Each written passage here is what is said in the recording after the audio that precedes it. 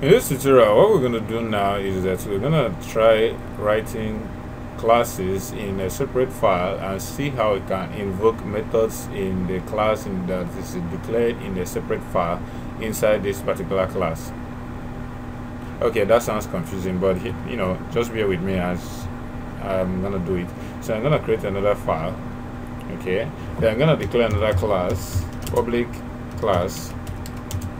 Let's call this example 4. Now example 4 is going to have a method. Let's call this public static void let's call this method 4, or we can still call it method 2, or we can call it anything we want to. It doesn't really matter. Oops. So I'm going to save this example 4 as example 4.java. So I'm going to make method 2 to take as its argument an int. So let's call this int my int. Then I'm just going to spit out what we usually do, system.out.println. So I'm going to set the value of method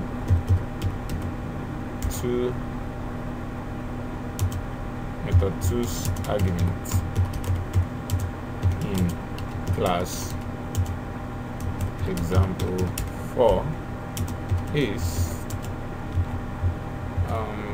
my int.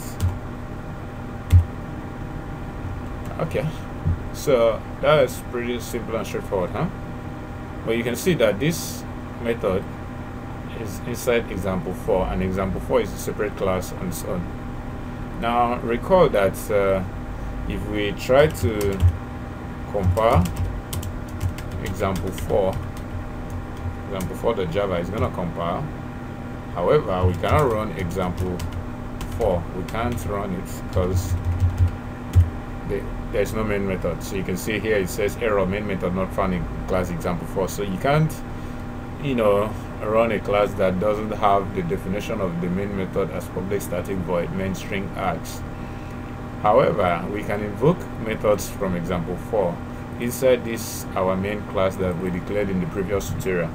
So my main class can simply invoke example 4's method 2 by saying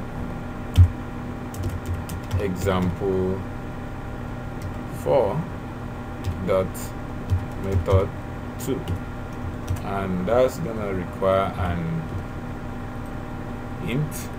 So we can declare an int I to be equal to 1000, and then we can pass in I as the argument to method 2 in example 4's class, and we put our semicolon. So here we go. Let's recompile. So I'm gonna compile my main class.java, and then I'm gonna run my main class,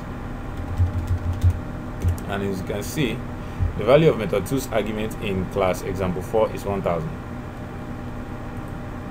Alright, so that's it with calling methods from another class.